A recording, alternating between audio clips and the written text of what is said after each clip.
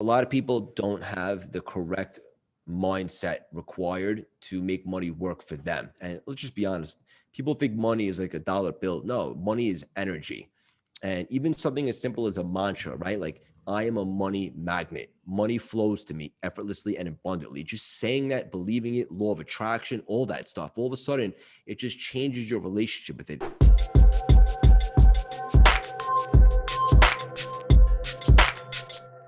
All right, I'm here with the one and only Craig Siegel. Craig, thank you so much for being here. My pleasure, my man. I've been looking forward to this all week. I'm a big fan of yours, and you have my word. We will absolutely manufacture magic here today. Oh, that's so cool. Likewise, bro. Thank you so much. Craig, you're a mindset coach. You're a 4-time marathon runner. You're the founder of Cultivate Lasting Symphony, and you're a podcast host of the CLS Experience, which is a great podcast. Your website is cultivatelastingsymphony.com. Your IG is at Craig Siegel _CLS. Again, Craig, thanks so much for being here, bro. Yeah, absolutely, brother. Like I said earlier, I'm a fan of yours. I love your energy. I love your style. I love the people you interview. I watched a bunch of your episodes, and they all resonate with me specifically. So we're gonna have a ton of fun right now. Let's do this. Thank you so much, bro. Well, hey, let's jump right in, man. So, Craig, what does inspired living mean to you?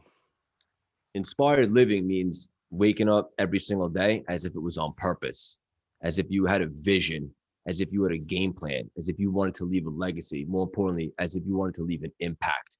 So I'm personally living with inspiration every single day. I'm looking to make every single second count. That's what that means to me. I love that. And, I know a lot of people talk about your energy. I'm a big fan of your energy. Talk about where your energy comes from on a day-to-day basis, man. The truth of the matter is maybe this isn't the sexiest answer, but I'm absolutely in love with what I'm doing now. And let me just be clear, I wasn't always doing this. I had businesses and finance and Wall Street that I did for years. And, when I pivoted in the pandemic to start CLS, which essentially is my life's work, it's my passion, most importantly, it's my purpose. I am so inspired seeing people revamp their mindsets and helping them, show them that there is a better life out there for them, giving them a new perspective to look at life through, and just seeing all the unbelievable breakthroughs and the testimonials every single day. This is what lights my fire. This is what it's all about. And that's where I get my energy from, because I notice that a lot of people who lack energy are not inspired, which probably means they're not doing what they're truly passionate about. So if I could provide some value right now to your audience, I would say this: life's short, it's unpredictable. We're on borrowed time. Identify and locate what truly fuels your fire, and then run with it. Straight up, man. That's fire right there. I appreciate that. We were connected through David Meltzer, and I saw you on one of his IG lives, and I immediately connected with you and your energy and your messaging and just what you're all about. So that's why I asked you to be here. And, my project is all about tools for inspired living, specifically for athletes, but now it's kind of shifted and grown into coaches and entrepreneurs and just people who resonate with that message, so, like, how do you stay inspired on a day-to-day basis? You talked about your energy, but inspiration comes from within. Talk about like a day-to-day kind of tools for daily inspiration. Yeah, so it's funny that you asked that, because inspiration and motivation are temporary, right? Like, Yeah. anyone can watch the movie Gladiator or Rocky or Rudy or whatever the case may be and get junked up for a couple of weeks. And I've used this analogy before, but it's not coincidence that the gyms are packed on New Year's Day, and then Right. 2 weeks later they fizzle out. It's because inspiration and motivation are only temporary. What lasts forever, in my opinion, is revamping someone's mindset and changing their perspective. And so where they once saw limitations, now they see opportunities. So every single day, I'm just thinking so big that it makes people uncomfortable. Like, I want CLS to be the biggest thing the world's ever seen, not selfishly for Craig, but just so I can help revamp billions of mindsets and show people that mentorship and support, can do wonders for people. And there is so much out there for everybody to live, no matter what we've been through. And so every single day, I'm just so focused on that vision that I'm permanently inspired. I love that, man. Well, since you mentioned your podcast CLS, I'm a fan. It's growing rapidly right now. Talk a little bit about the inspiration, where that came from, and now the journey that you're going on from podcaster to podcaster here. Yeah. So and we're about to approach 50,000 downloads, and we're only about 6 weeks into the launch, which I'm a beginner at this, but I hear is pretty impressive. And I just want to say I'm so grateful to the audience for really resonating with the message. And in regards to the podcast, when I started CLS, I acted very decisively once I put this all together. I thought of a 2-3 year vision down the line, and I teach this in my programs, the Moonshot Masterpiece, and also my mastermind. So I tell someone to put a moonshot out there. Think of like the little kid in you, as big as you possibly can, a couple of years out, what this might look like. And then we kind of reverse engineer it. And we say, okay, if we want CLS to be the biggest thing the world's ever seen in terms of personal development and transformation, we want to be touring the world, selling out stadiums of 100,000 plus and so forth. How else can we get there? And so every step working backwards, at some point I got to the podcast, because this day and age, especially during a pandemic, right, where podcast is a new podcast every single hour. Yeah. But, I wanted to really make a special one where it could be a platform that can help us reach literally billions, because, social media is great, obviously, especially this day and age. There's a lot you can do with it. But with the podcast, it's just, to me, it was such a special platform because it enables you to have great guests on the show, bigger names and so forth. And not bigger names just because that's cool. Because, I mean, let's be honest, like anyone can Wikipedia a celebrity and see how they had success. But what I like to separate the CLS experience from other shows is we dive deep on the mindset when these big names were actually at rock bottom, when they were pushing through adversity, going through obstacles and challenges, because that's what people can relate to. And those tangible tools and techniques that these people discuss are applicable immediately after the episode ends. And that's why everyone's having breakthroughs listening to the show. And so for me, in a nutshell, the podcast presented an unbelievable opportunity to reach more lives. Yeah, man. I mean, I share that with you, bro. I just love that. I respect that so much. And, congratulations for your early success with it. Let's jump into some value bombs right away. Cause, to me, there's so much I want to talk to you about, specifically NLP, which we'll get to. But just talk about mindset, because you're a mindset coach. Some people are like, what does that mean? For me, mindset is everything. Like, I don't know if you're familiar with the TAR principle. Thoughts plus actions equals results. And that's from T. Harv Eker from his money course. I like that. Yeah. But if you work back from results, like you like to work backwards, like, action is kind of the main thing. But to have inspired action, you have to have inspired thinking. Right. And so that's what that principle teaches. So just talk a little bit about mindset and really what that means. Yeah. So the mindset is everything, in my personal opinion, in life. And it's the difference between anyone who's going to accomplish something mediocre or someone that's going to accomplish something extraordinary. It's not the actual result that's the things of genius. It's the thought process, the mindset that goes into it that creates things of genius. It's like the Walt Disneys of the world, the Steve Jobs of the world, Bezos and Elon Musk and so forth. Like these people, their mindset, where most people see limitation, these juggernauts see opportunity. Their mind looks at the world from a different perspective because they look at their map, and their map is enriched. A lot of people's mindset or map of the world, so to speak, is not enriched. They look at it very small and they play small. And as a result, a lot of people don't accomplish extraordinary things that they're capable of. They just don't know it. So what I like to do is help people understand that they are capable of such greatness, to leave an impact, to make a legacy, and so forth. And I believe it all is in the mindset. And it's like, look, when you have an elevated state, like, when you're like those rare days when you're on fire, you're a 10 out of 10, you can't be stopped no matter what you're doing, whether you're on the basketball court or you're making sales calls or you're at the bar trying to approach a girl. Whatever the case may be, when you're in that elevated state, it's not what can I do, it's what can I do. That's all mindset. So what I teach is I give people the tools to be able to enhance their state and elevate their state on command. And then from that frame, their mindset just sees opportunity and abundance. Yes, brother. I just told you before we started this that I was in a clubhouse with David Meltzer, and the question I asked him, which was straight from you, man, was this. So I asked him about modeling and anchoring, because I heard that you were just on one of your recent YouTubes, you were talking about, I think you actually published one of your own masterminds, right? Yes. Yeah. And so you talk about this idea of modeling and anchoring, and I'll tell you what he said in a second, but first I'd like you to just talk about that from your perspective, modeling and anchoring in terms of mindset. Yeah. So these are the two, I would say, fundamental pillars that help change my entire life. And I teach them all in my one-on-ones, my masterminds. It's so important for all my clients to start with this. Modeling essentially is the ability to find people that you hold in very high regard that were successful in different areas and accumulate some of their successful attributes. And let me just be clear, we're not taking anyone's identity here. When I go to bed, I'm still Craig. You know, you're still you. But like, if you see people who are successful for different reasons, whether it be a fighter or a Hollywood actor or a professional athlete, which I know you love, what do they do that makes them so successful? And then you kind of model some of those attributes.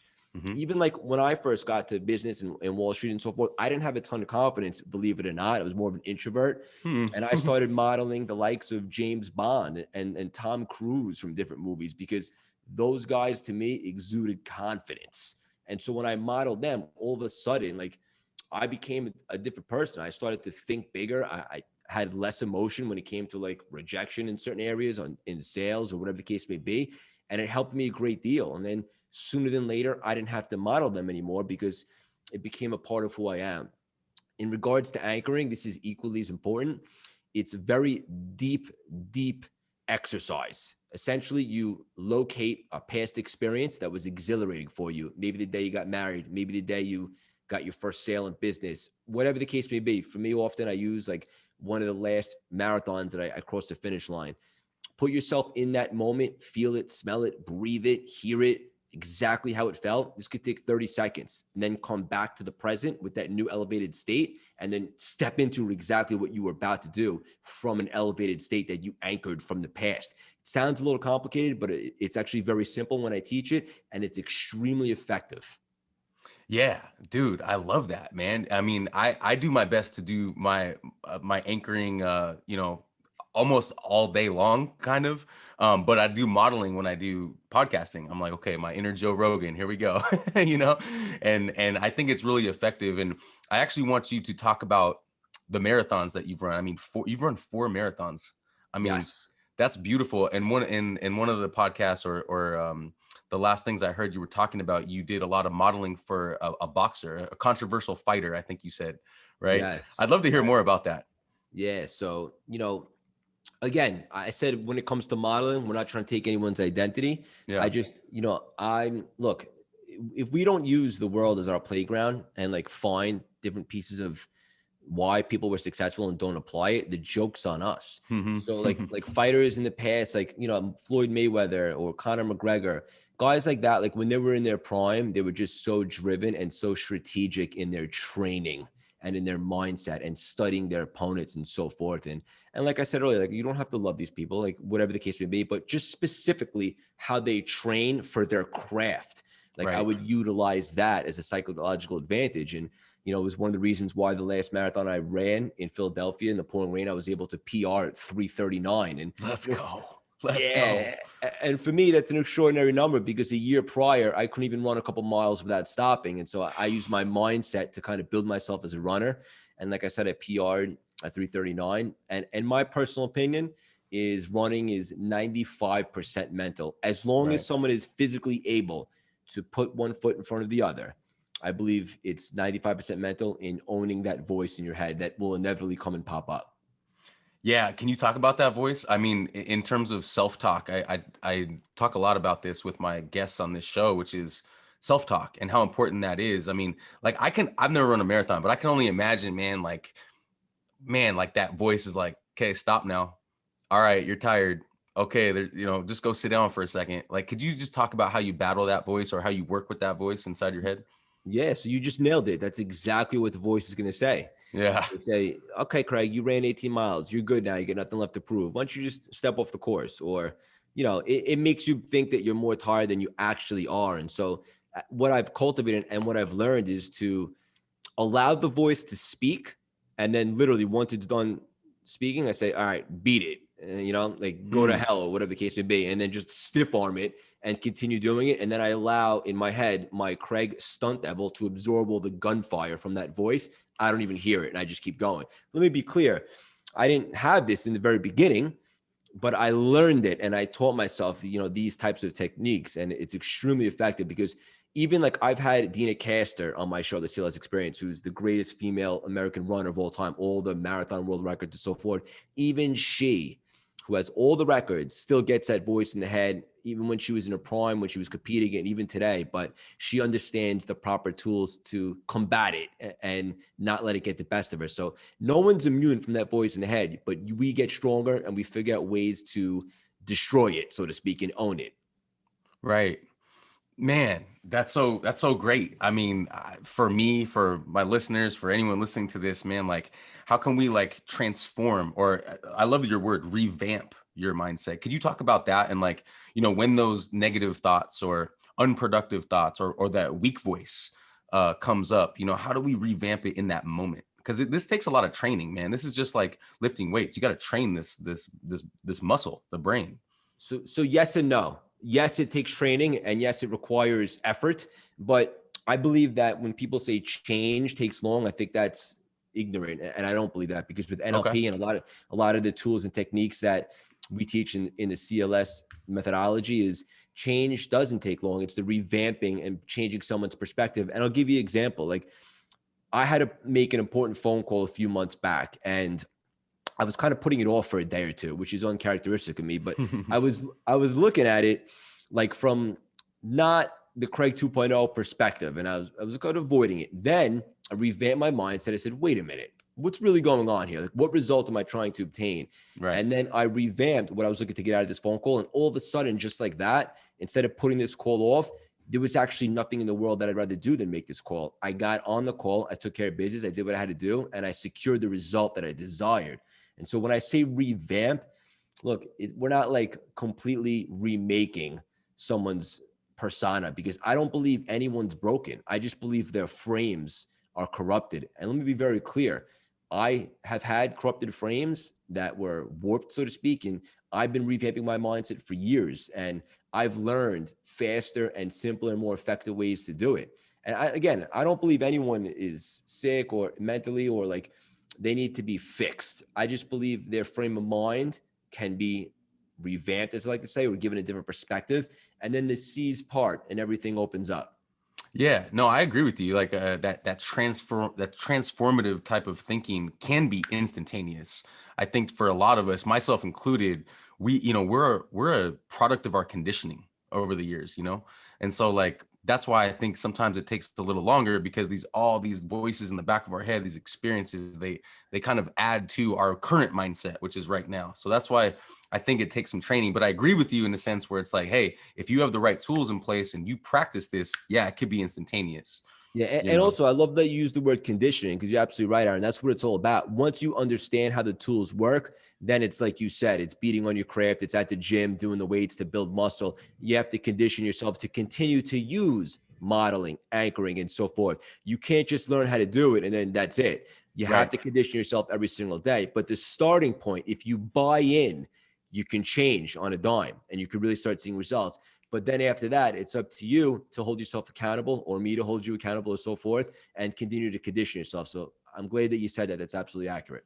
Yeah, cool. Well, can you take a minute, since you mentioned NLP, and just kind of explain what that is? I believe it's neuro linguistic programming. Am I correct? That's correct. Yeah. So it's a technology, so to speak, and it's everything that we've already just been discussing here on this unbelievable conversation. It's just, it's a reprogramming of the brain, so to speak. It's almost like a computer. Yeah. If something's not working, you put in a different program to kind of get the result you desire. The brain is the same thing. So even like I used the example earlier on that phone call that I had to make. Yeah. I reprogrammed my brain in terms of what I was looking to do with that call. And instead of putting it off, all of a sudden I got excited about it and I got the job done. And even with the marathons, like at first I just wanted to break 4 hours, because in the running world, that's a thing. Yeah, it is. Yeah, I know. Yeah, for sure. Yeah, that's like a benchmark. And so once I did that, I was like, wait a minute, is that really what I wanted to do? Or can we do significantly better? And then I kind of reprogrammed of what I see to be possible for me. And then it wasn't just I wanted to break 4 hours. It's I wanted to break 3:30. That's a big jump, right? And let me be clear. I didn't get it the next time 2 months later, but I did shave off almost a half hour and I got 3:39. So And between me and you and your audience, I have some unfinished business with the marathon scene. And I will definitely 100% break 3:30. Why? Because my mind now understands what's possible. Once we broke 4, we got 3:39. Realistically, we're limitless in what we can decide. And that's what NLP is all about, is reprogramming your brain and what you see possible for yourself. I love that, man. I agree with you. We are limitless. And I love how you speak it, because I'm a big believer in law of attraction and speaking things out to the universe and like solidifying things with your word, your spoken word. So that's why I love how you speak that out. Could you go into that just a little bit further though? The NLP, like are there specific tools? Is it a program? Like how does it work? Yeah, so the modeling, the anchoring, those are all things that I studied in NLP, and then obviously Okay. I put my own like flavor and remix into it to make it a little bit more effective for my clients and so forth. But those are the tools right there: modeling, anchoring, and there's a submodality shift where essentially you can change what you associate pain and pleasure to. Like, for example, if Mm-hmm. somebody's a little bit overweight and they find pleasure in eating snacks at night that don't serve them, we have the ability to very quickly change what they associate those snacks to. So instead of those being pleasurable, all of a sudden now eating snacks at night that don't serve you are painful. And now you avoid them. You want nothing to do with them. So being able to change what you associate pain and pleasure to is a very deep, powerful tool. And I'll give you one more example. Yeah. I've had clients that got out of a nasty divorce and they were really having trouble moving on, Aaron, because whenever they thought about their ex, like it just drove them crazy. It's so much anger. And as a result, they were wearing shackles. I helped them associate their ex, not with pain, not with pleasure, just indifference. Now, all of a sudden, the shackles are removed. They can fly. They're opening themselves up to the universe. They're finding relationships that they're aligned to and stuff of that nature. So NLP and with what I do, it's all intertwined. It's a fascinating technology.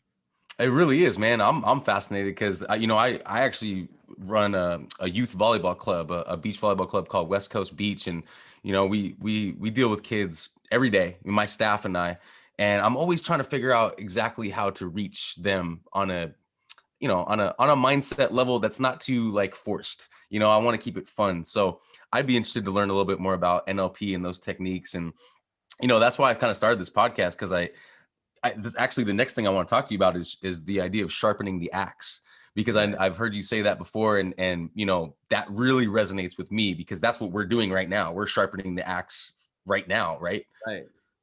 First of Yeah. all, I love how much homework you do. You remind me of me.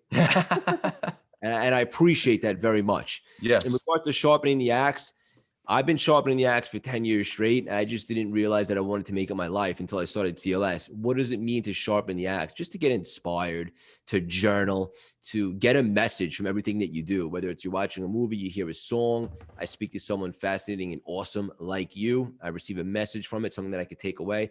I'm always sharpening the axe. I'm always working on my tools so that whatever it is that I'm going to do, for example, just to use an analogy, like you go into war, you just want to have a bigger arsenal of weaponry to use, right? You just want to have more options. So I'm always sharpening the axe and getting inspired and adding to my list of people that I want to model in the future and so forth. Yeah, man. Well, you're on my list. I'm modeling you as we speak right now, because I'm very inspired by your story, man. And Thank you. I appreciate that. yeah, for sure, man. You mentioned journaling. I'd like to talk about that, because that's one of the tools that I use. I do find it difficult, so I'd like to hear, because I know that you have is it you have 4 journals a day? Is that what I heard, or About 7. 7? Oh my Yeah. goodness. 7 journals. So talk about those 7, talk about the act of journaling, and talk about what it does for you. Yeah. So when I journal, like it's always for different reasons or for different causes. Like I don't just like sit down at a certain time every day and write dear journal and start going in. I have different journals for different reasons. Like one will be all about like NLP and CLS technology. One is about Kabbalah, which I recently had some fun with and I was able to get some stuff out of it. One journal is just all the great books that I've read, notes from those books. So I don't have to go back and reread all the books. There's like certain points in there.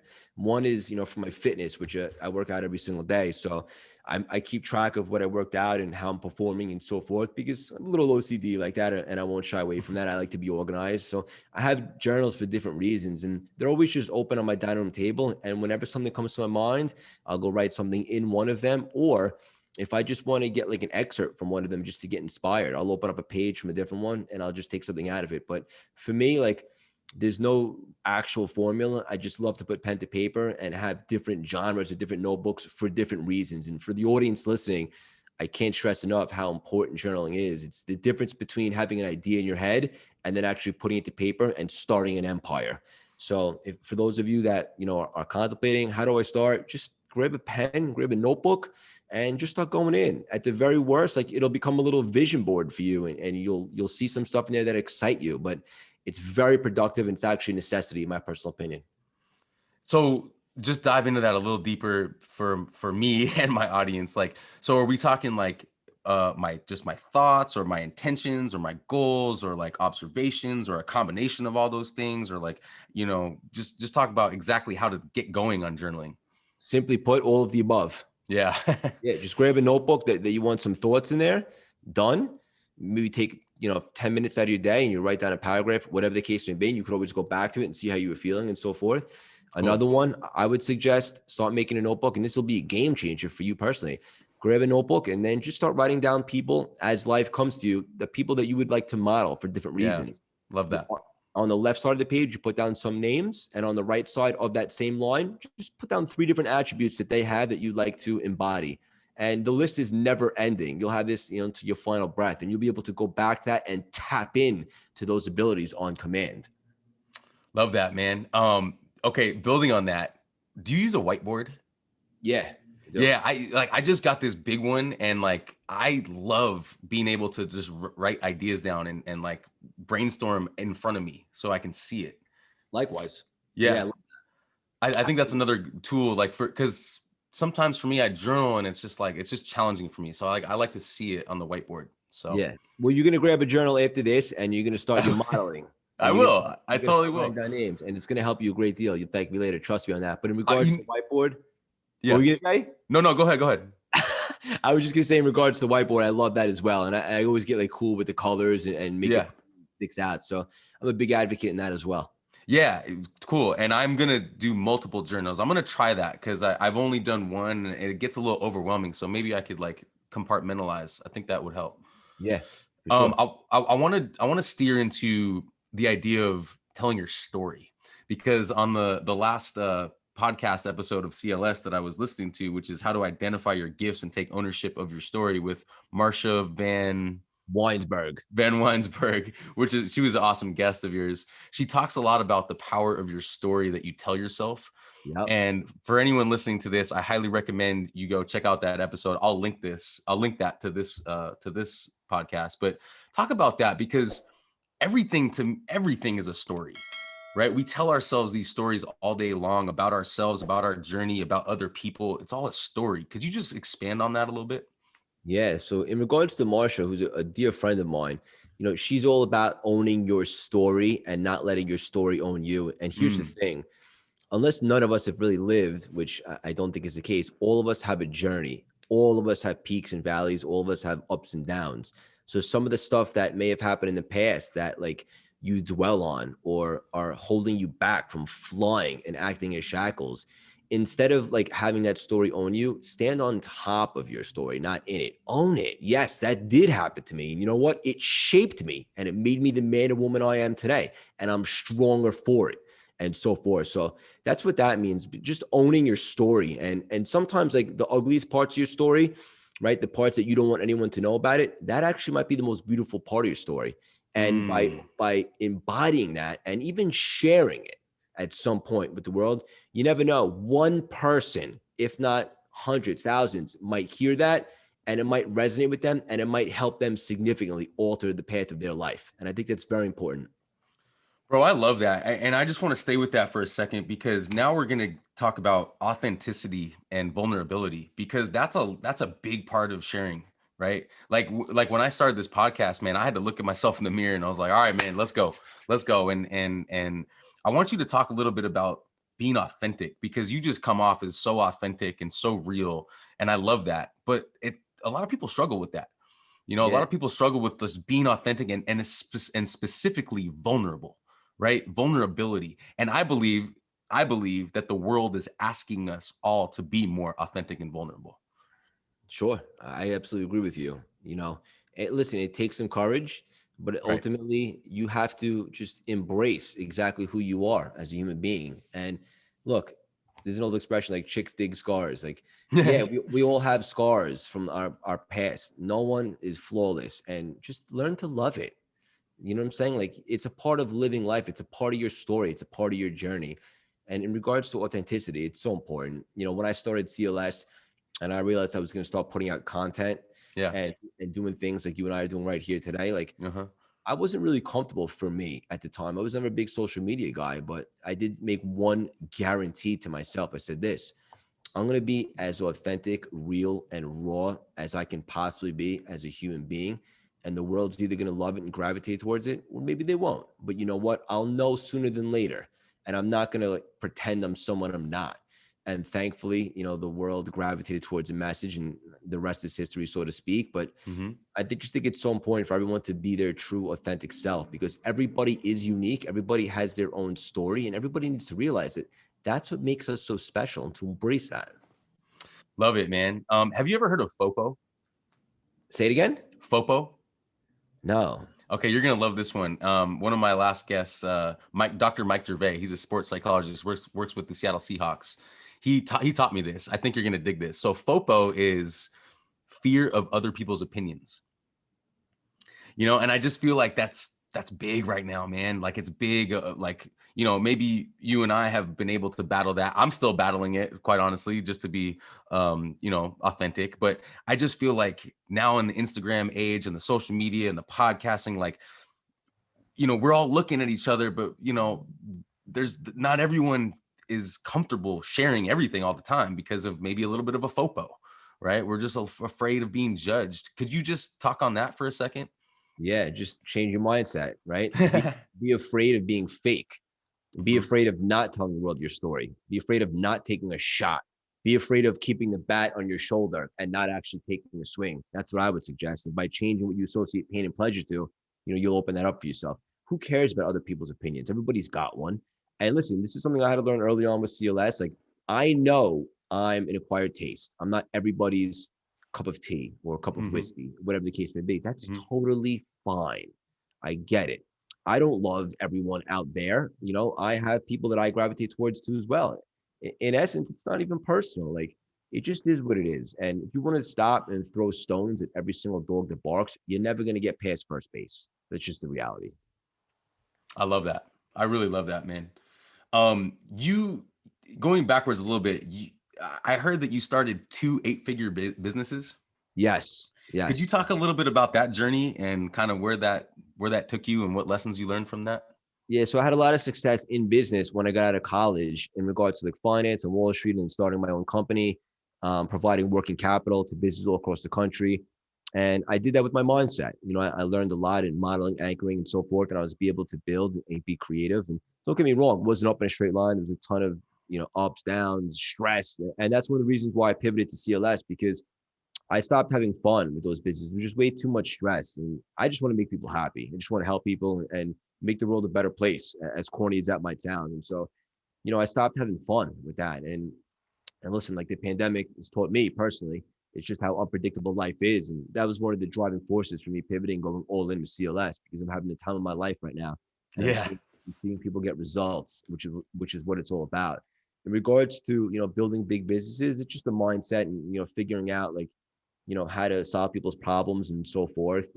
And business isn't rocket science, so to speak. You can learn, you can adapt, you can listen to podcasts, you can read, you can dabble, and there's going to be failures, there's going to be setbacks, but you'll learn from them, and you'll keep going and so forth. It's awesome, man. I want to do something a little different. I've never done this before, but I feel like you would dig this. So, do you know what a rampage is?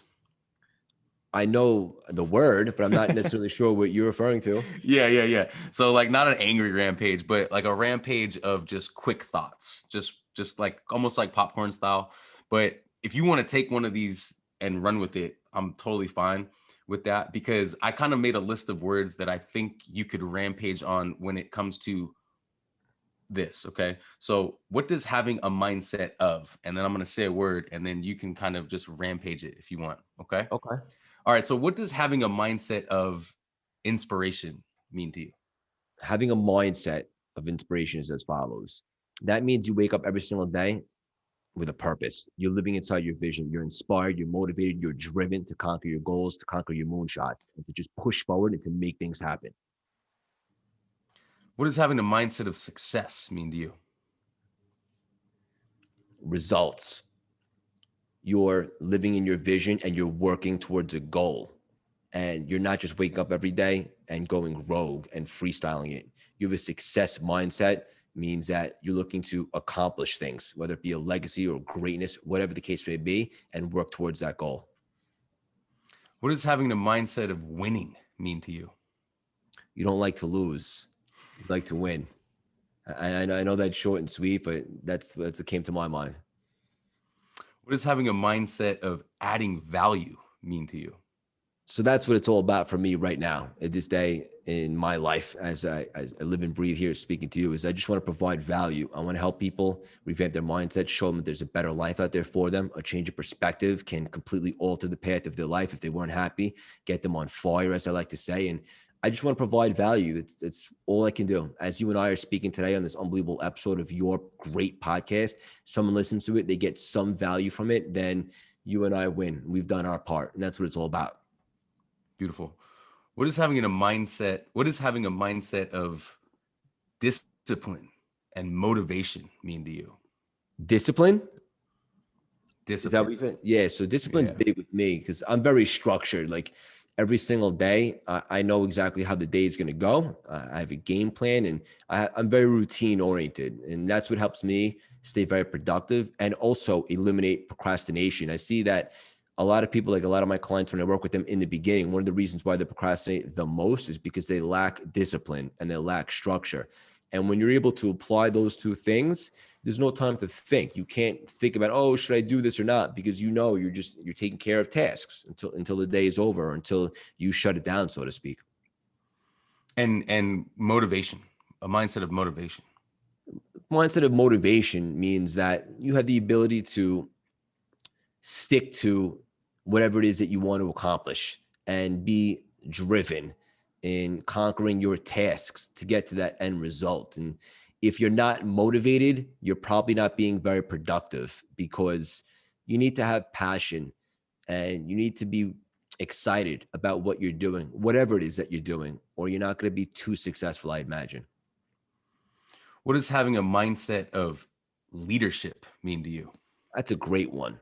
A mindset of leadership means the camera's always on. Mm-hmm. Everybody's always watching you, and you're responsible for how people are going to act because they look up to you. So you need to lead by example. And carry that over to, what does having a mindset of accountability mean to you? Yeah, accountability is huge. That means that when you say you're going to do something, you're going to do it. And whether you're able to hold yourself accountable, or you have a support system like a mentor or a coach or someone that can hold you accountable. And let me be clear, a lot of people are like scared to ask for support and help. I have mentors. Like, I ask for support. I like telling the world about something I'm going to do. Like, for example, when I ran my first marathon, I told the world I was going to do it because secretly, to me, that made everyone hold me accountable, right? And when I launched CLS, the first thing I did was I put out a video basically telling the world who I am and what I'm about to start and grow. And that was Cultivate Lasting Symphony and help people. And once I put that video out, which was stepping out of my comfort zone, it made the world hold me accountable in my eyes, because I just told everyone what I was going to do. How can I not do it now? So that's what that means to me. Beautiful.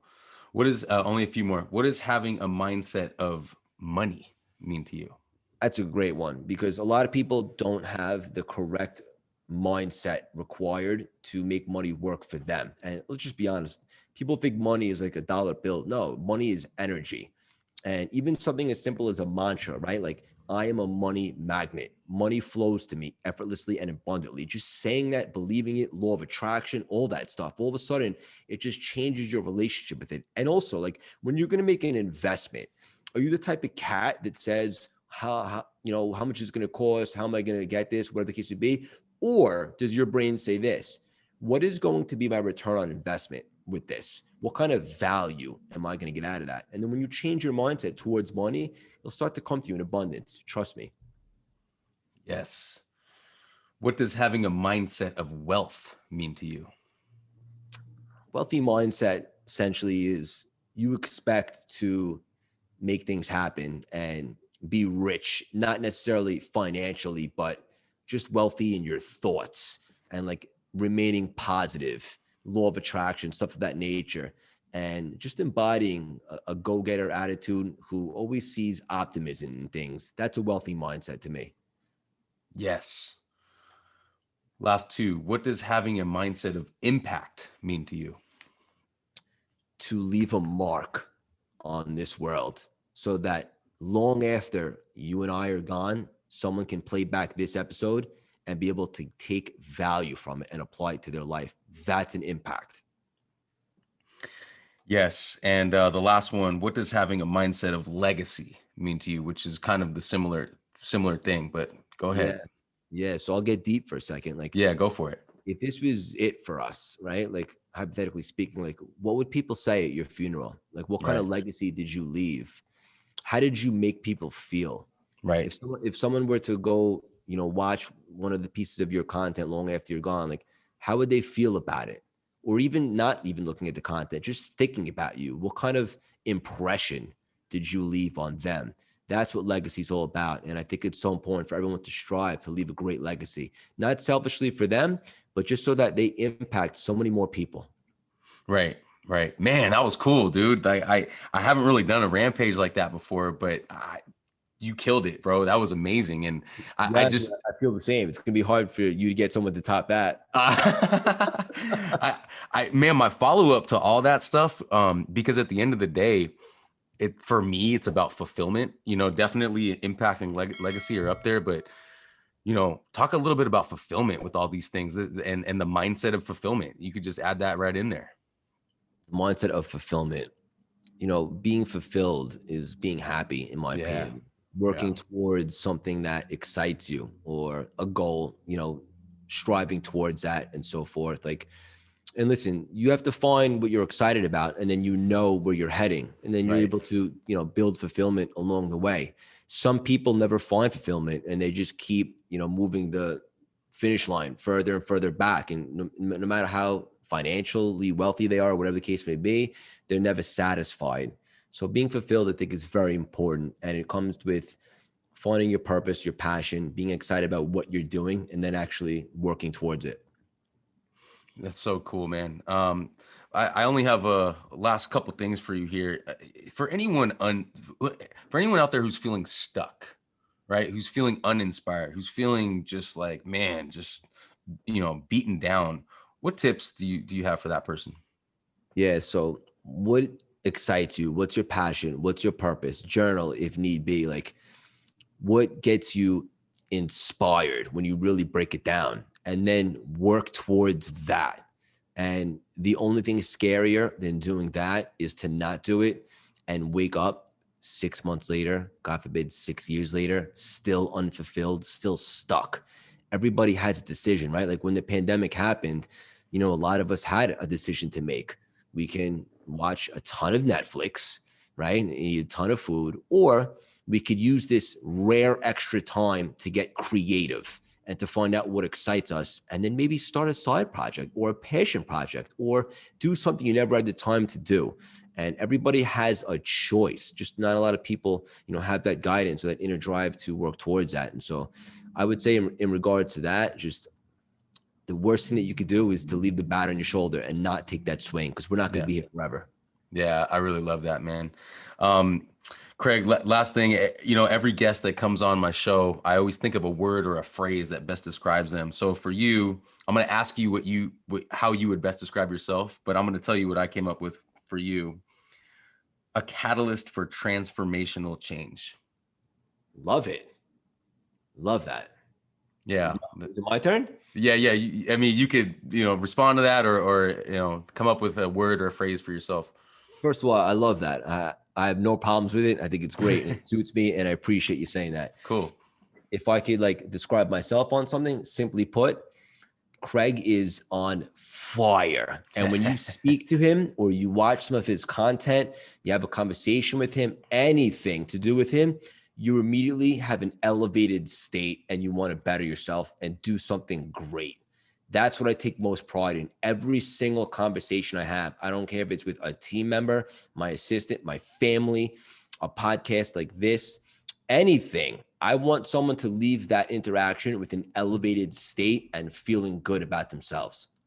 Man, well, I'm in an elevated state right now and I'm feeling good. So I can't thank you enough for coming on the podcast today and just sharing some of your mindset. Thank you so much, Craig. This has been awesome. I can't wait to share this with the world and talk a little bit about how people can find you, any websites you want to mention, any programs. Yeah, so cultivatelastingsymphony.com is my website, but what you really want to check out is the CLS Experience podcast. Anywhere you tune in, Apple, Spotify, Stitcher, etc. Also on Instagram at Craig Siegel _CLS. That's where I probably hang out the most. We just sold out our first mastermind program. Everybody in there is manufacturing big breakthroughs, having a ton of fun. We have special speakers, celebrity guest speakers. That's going to be wrapping up soon. And then we're launching the brand new one with a ton of surprises in April. We haven't opened up the doors yet, but every single thing that we do launch sells out in the first hour. So if you're interested on transforming your life and revamping your mindset, and let me just be very clear, if you feel stuck, it doesn't have to be that way. You can find a support system. You can have an intimate family in this container, and we can teach you how to utilize the tools we discussed here today, modeling, anchoring, submodalities, and so forth. And you can build a community and form relationships that'll be there for life. That's what it's all about. And I just want to say before I sign off with that, I'm a huge fan of yours, my man. I'm very deliberate and specific with who we collaborate with, as we're really busy right now, CLS, and I'm so grateful to be so busy. But there's something about you when you reached out. I just felt the connection, and I appreciate everything that you're doing. I have your back, and if there's ever anything that you need, you can count on me to support you.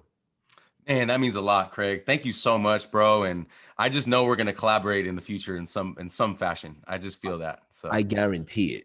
Yes, sir. Craig, dude, Craig Siegel, appreciate you so much, man. Thank you so much, and we'll talk soon. My pleasure. Have a great day, buddy. You too. Thank you. This episode is brought to you by DAF Global.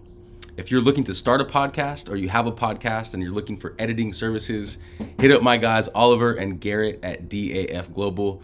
They're awesome. They help me with this podcast, and they take care of all kinds of different services like editing and audio enhancement, and they're great to work with. They're also offering a 10% discount to all Within the Game listeners. So hit my guys up at DAF Global on Instagram, and also on their website, www.dafglobal.co.uk.